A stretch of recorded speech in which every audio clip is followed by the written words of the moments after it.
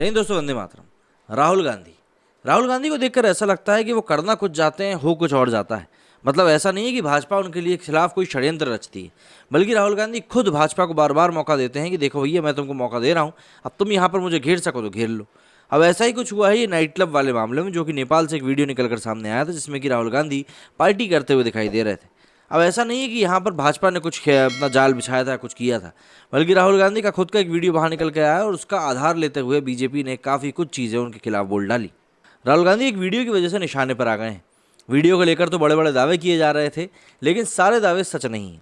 बेशक वीडियो नेपाल के एक नाइट क्लब का है, लेकिन उनके साथ नजर आ रही युवती चीन की राजदूत नहीं, बल्कि जिस दोस्त की शादी में वो गए हैं उसी की दोस्त है। वीडियो को लेकर बीजेपी स्वाभाविक तौर पर हमलावर है।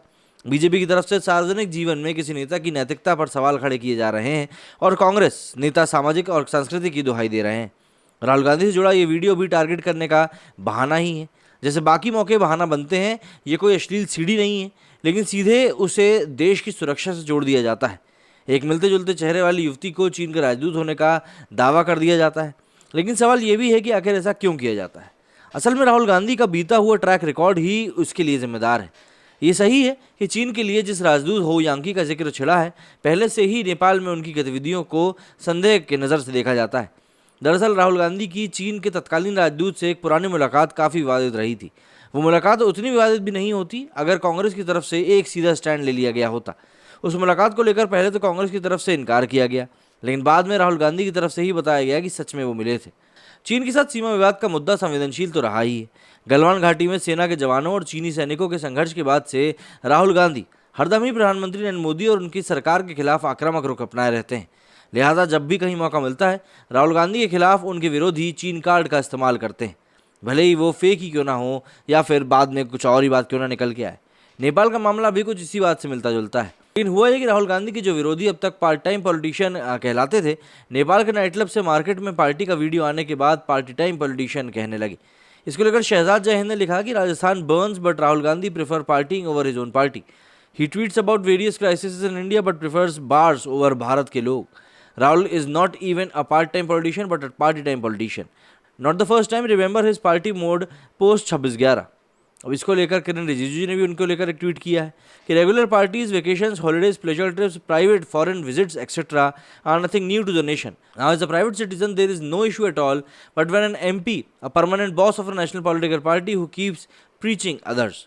दरअसल राहुल गांधी की पार्टी को लेकर कानून मंत्री किरण रिजिजू और बीजेपी के आईटी सेल के चीफ अमित मालवीय ने अलग अलग सवाल खड़े किए हैं। अमित मालवीय ने राहुल गांधी के नाइट क्लब दौरे को मुंबई हमले से जोड़ने की कोशिश कर दी, तो वहीं अमित मालवीय की नज़र में कांग्रेस की मौजूदा हालत वैसी ही है। बीजेपी के कुछ नेताओं ने प्रशांत किशोर के साथ कांग्रेस की हालिया बैठकों और प्रेजेंटेशन की तरफ ध्यान दिलाकर भी राहुल गांधी को निशाना बनाया है। केंद्रीय मंत्री किरण रिजिजू को राहुल गांधी के पार्टी करने से कोई एतराज़ नहीं होता, बशर्ते वो सार्वजनिक जीवन में नहीं होते।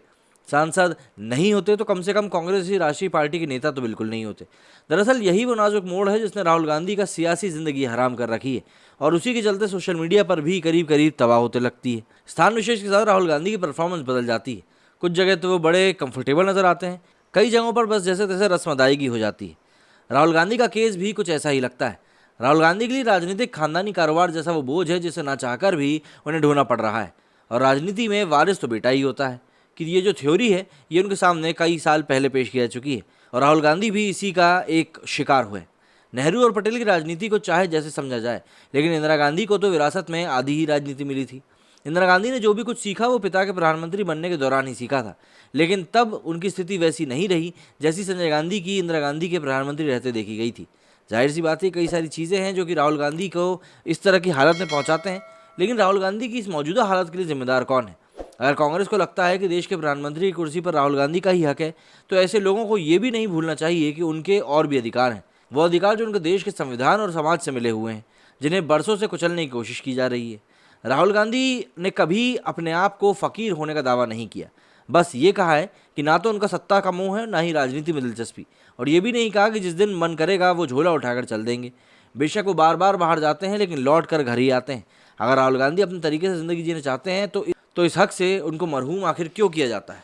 मरहूम तो मुझे सिर्फ इसलिए किया जाता है क्योंकि वो एक चेहरा है एक पार्टी का जो कि बनना चाहते हैं प्रधानमंत्री, लेकिन बस बात वही है कि इन्हीं सब चीज़ों के कारण चीज़ें आगे नहीं बढ़ पा रही।